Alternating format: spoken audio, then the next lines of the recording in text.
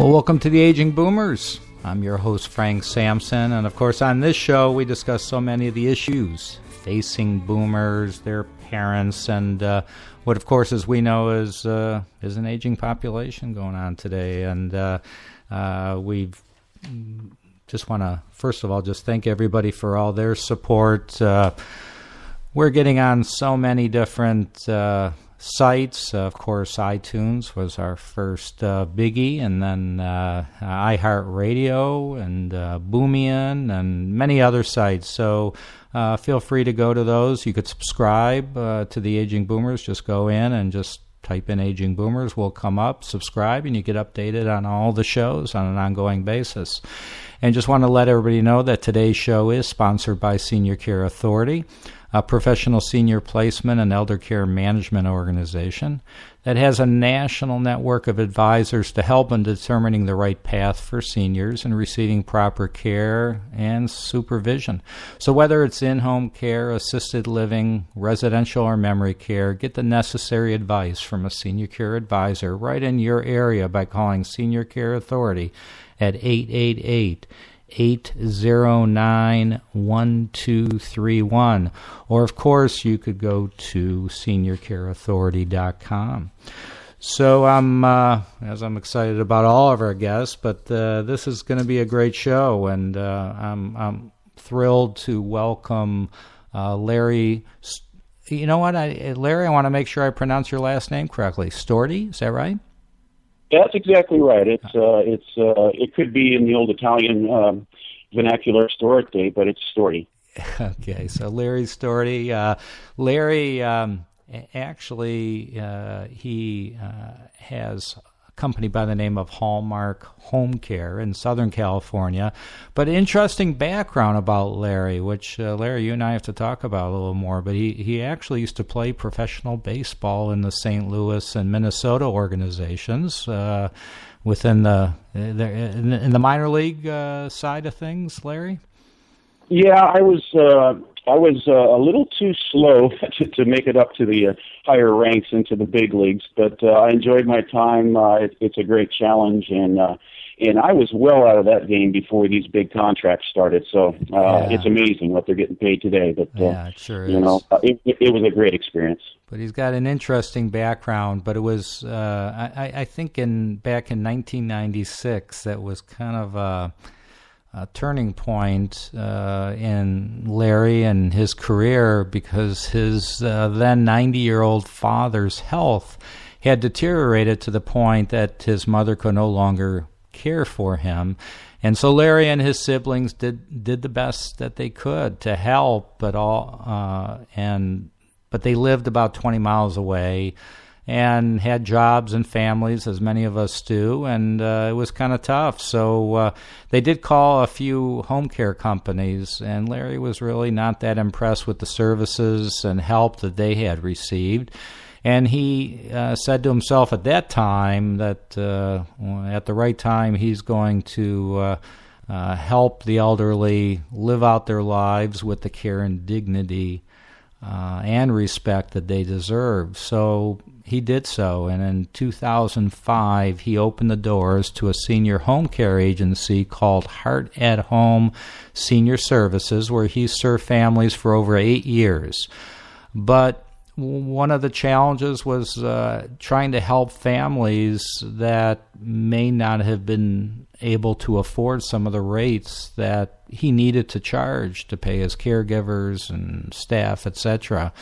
And he and also some families that wanted a little more control over the situation. So a concept started, and in 2013 he started an affiliate company of Hallmark Homecare, which we're going to learn a little more about today. So first of all, Larry, welcome to the Aging Boomers.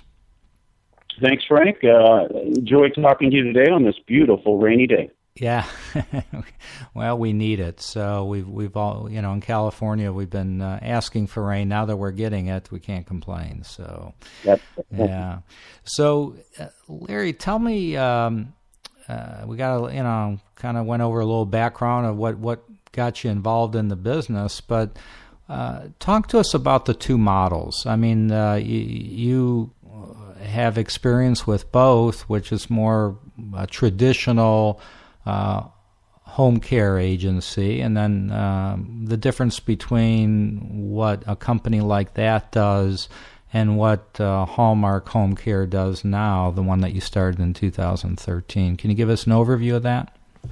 Oh, absolutely. You're right. In 2010, 2011, the cost for my traditional agency kept going up here in California, and I saw a need for a group of people that were slipping through the cracks.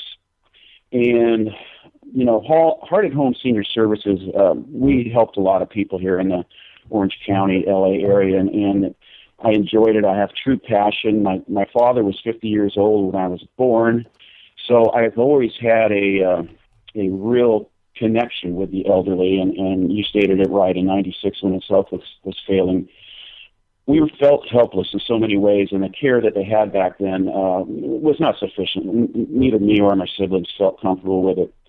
And so when this opportunity came to start Heart at Home, by the way, I was trained by the Seniors Choice, which is the largest membership network of home care agencies in the world. And basically, Steve Everhart, the CEO, trained me. I felt very confident going out with people. We had all the knowledge.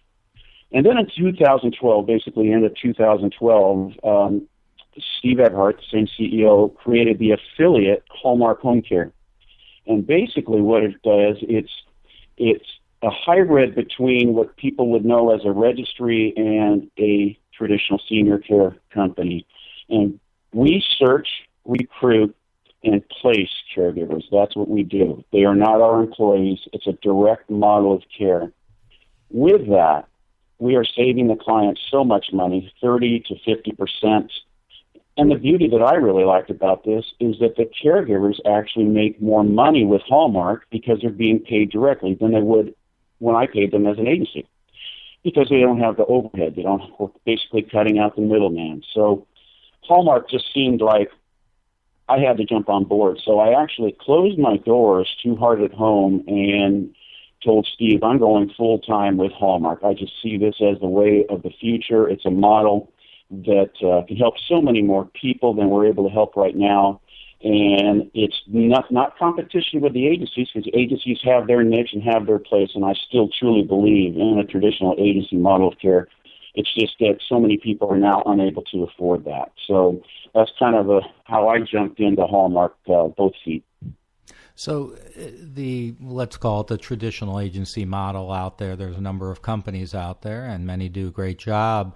They employ the caregivers, right? So they pay for their whatever, taxes and benefits and things like that. And one of the benefits that, you had a company like this. So if a caregiver was placed at a particular with a family to take care of somebody, and for whatever reason, whether it was they didn't particularly care for the caregiver over time, or caregiver got ill or something like that, then they call up the agency and say, send over somebody else. Okay, so there's that convenience factor.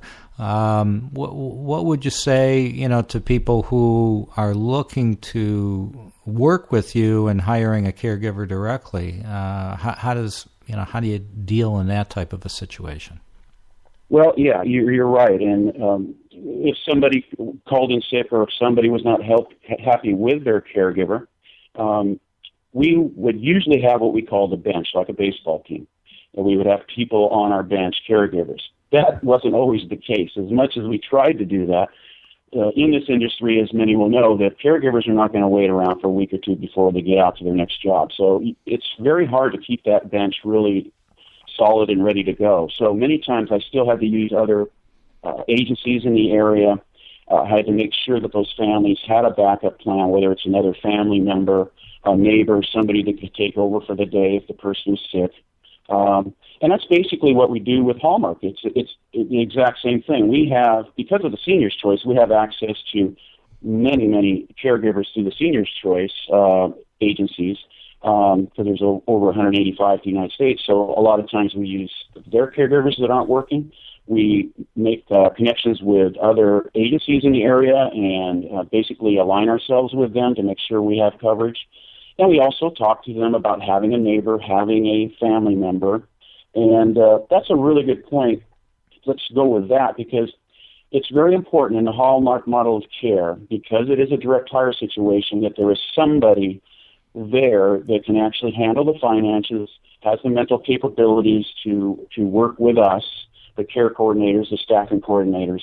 So if the elderly loved one happens to be incapable of handling those things, then we would need somebody involved. And that person, a lot of times, is the person that steps in and fills in, whether it's a family member, a neighbor, a geriatric care manager, which is, again, a great alliance with us. We're doing that throughout the country, too. So it's almost the same. You have to have that backup, and Hallmark has over 20,000 caregivers on our registry in our database, so we're able to fill those needs too. So there's definite, savings, obviously, but still there are things that have to be, paperwork that has to be filed, especially if a family is going to be hiring the caregiver directly. And through our discussion before, you mentioned to me that that's something Hallmark helps with and helps them through that process, right? So what you're doing is, it might be costing a little more, some more in time, correct? But really a hard dollar savings. So talk to us about that process. What's involved and what types of savings people could see generally. Oh, absolutely. Basically, we take a one-time placement fee. So we're not ongoing taking payments from the clients and from the families like my agency did. You might come in, and if it was a living case, it might have been $6,000 per month. Well, they had to pay that every month to us, and then I paid my caregivers and did all my liability issues. With Hallmark, it's a one-time placement fee, and that is a minimum of $1,500 or the equivalent of the first month's wages of that caregiver. And I like to use the example, $150 a day is not a living cost here in California. It's more like $175. But if you use $150 a day in Georgia, that's about the going rate that we're charging. Times 30 days in a month, that's $4,500. That would be the placement fee, the one-time placement fee that family would pay Hallmark. We set that all up. We work with them. We have our care coordinators working with the families. It's very simple. They can do that online. There's a one-time $500 refundable deposit that they would pay us up front to get that all started. Now, when you look at, wow, I got to pay $4,500 up front. Why would I want to do that? That doesn't seem like it's saving me money. Well, I'll tell you this. As an agency, I would charge 2 weeks deposit up front to make sure I had coverage in case the family didn't pay me.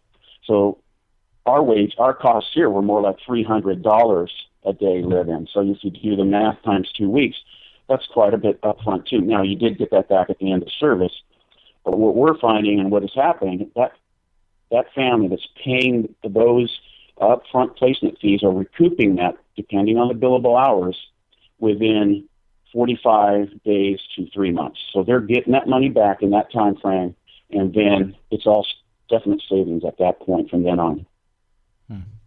It's a very interesting model. It is. So let's get into the care itself. When in your thoughts, when should a family member reach out for help? I mean, there's times that it's tough maybe to make that call. You got an adult children or a spouse going, we could take care of it, we could do it, and maybe they wait too long. So what are the things they should be looking at? Talk to us about that. Yeah, it's me. I use the example of my mother. My mother lived to be 95. She died in 2012 on Cinco de Mayo. And I will say this, if it wasn't for the caregivers that we had in there with her for her last 8 years of her life, I'm sure she would not have made it to 95. And most of those years, right up to the end were very good. She had fairly good health the whole time.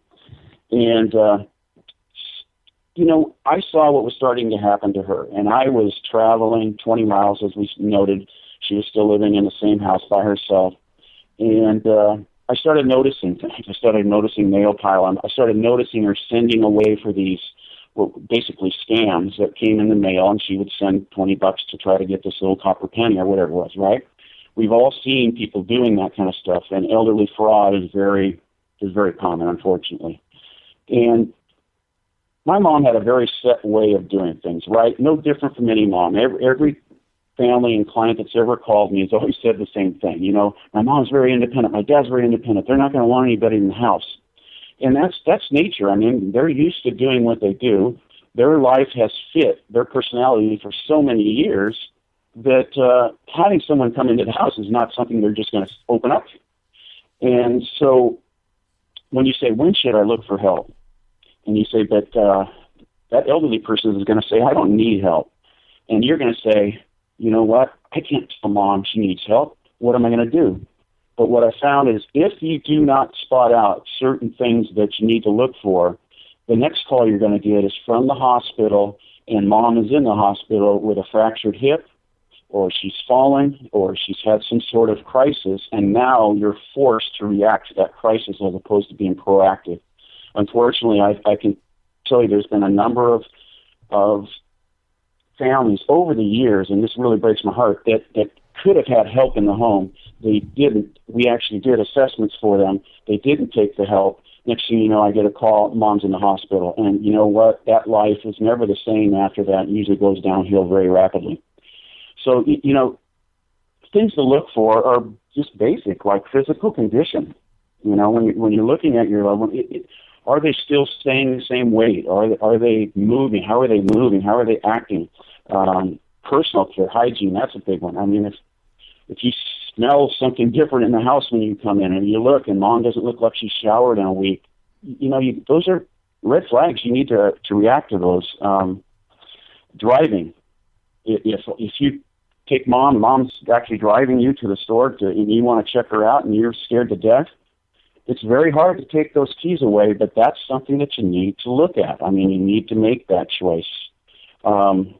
There's many others. There's nutrition, household tasks. If you're looking at mom or dad and they're just having a hard time, you need to take notice and you need to act to that. Everything, socialization. If they're staying in the house, they used to go play cards every Wednesday night. Now they're not. Very basic things. It's easy to notice. And the big one that I noticed with my mom was the finances. I started opening her checking, and I started seeing these overdrafts being charged off her credit card. It was costing her thousands of dollars. And with that, I had to jump in, and I had to say, Mom, I'm taking over your bills. But I had to do it very diplomatically. You just don't go like a bull in a china shop. You have to be in a place where they understand that you're trying to help. You're not trying to force them to do anything. You speak openly about it and move forward from there. So, safety and sanitation, those are all things that we need to look for.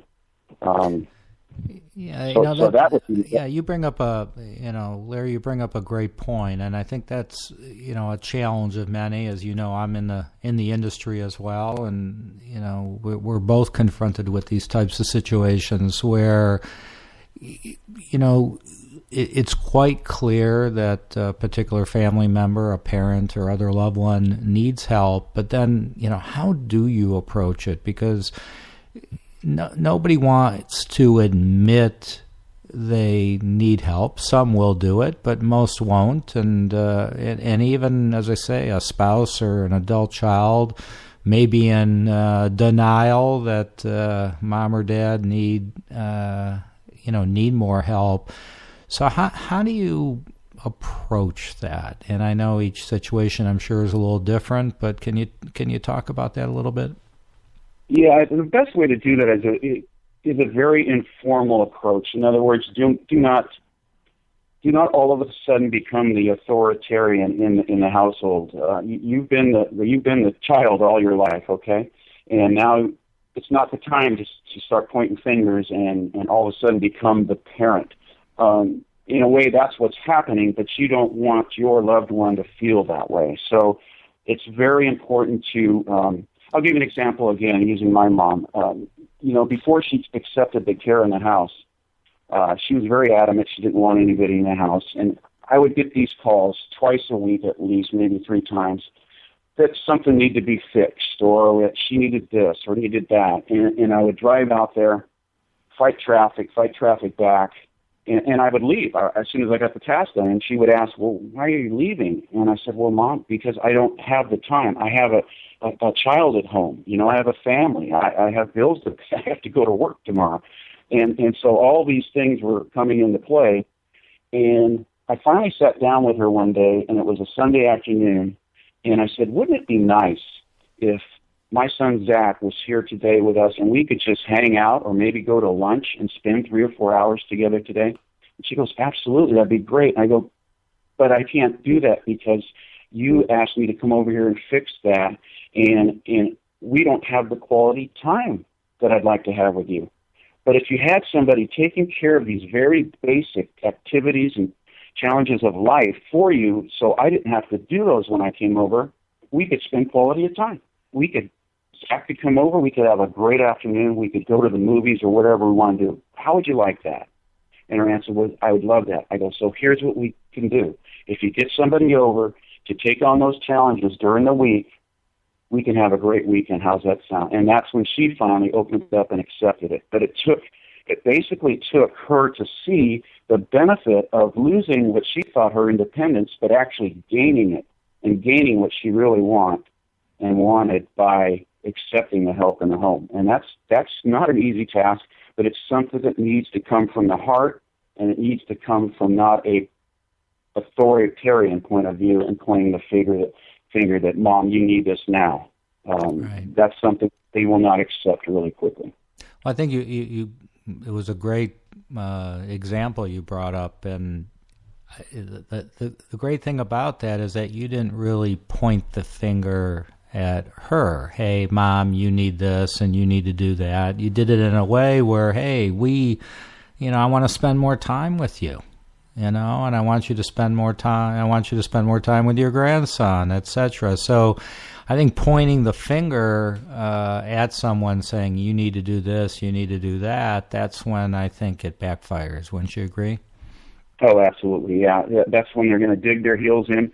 And I was helping a family just recently, and even though I had conference calls with the family, they still did not get the point that I was this point that we're talking about now, and they started forcing the husband of their mother to accept help. And he dug in, and fortunately, a year and a half went by, and she has now been put into the dementia care unit, it's a great place, don't get me wrong.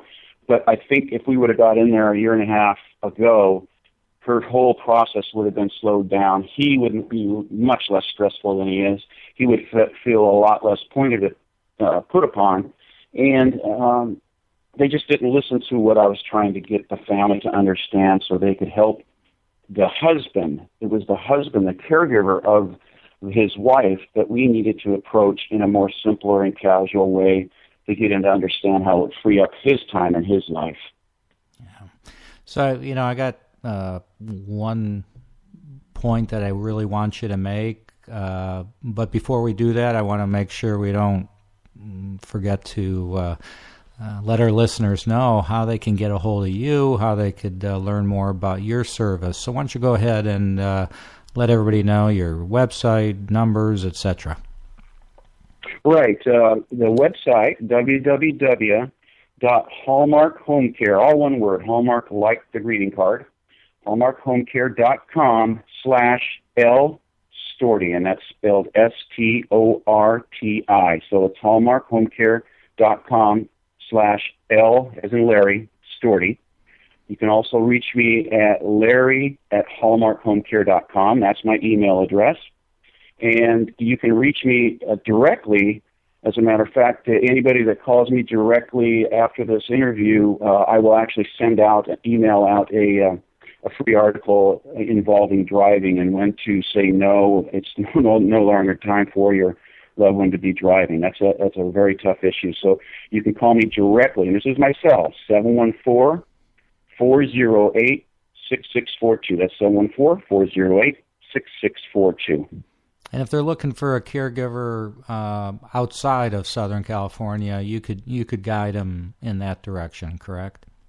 I can help families anywhere in the United States. I will get them in touch with our care coordinators and staffing coordinators. We'll reach out to them. I am the point of entry. You go through me, and then we will have people reaching out and coordinating and working with. And by the way, once that interview process, we set up the interview process. When a family hires one of the caregivers that we send out, we show them how to directly do that. We also set that caregiver up with liability insurance at Hallmark's expense, so that client is protected as far as liability insurance. So we work with them to make sure that everything is complied upon as far as legal compliance. We stick with that family. If that caregiver doesn't work out, let's say in the first 90 days, we have a 90-day guarantee that we will get another caregiver or set up more interviews for them. We want these families to be happy. That's our goal. That was when I saw my dad in '96 and saw the care that was coming out. My whole basically goal in life was to make sure that didn't happen to other families. And so we want this to work. We want it to be a smooth transition. We have experience since 1999 as far as our affiliate, the Senior's Choice. We have great staff coordinators and care coordinators that will work with the family. We set them up with a care plan book and continue to work with them on an ongoing basis. Great. So we got literally less than 30 seconds left here, Larry. So any words of wisdom? I mean, there's people out there listening who are today confronted with this type of situation with a loved one, or they may in the future. Any words of wisdom for them?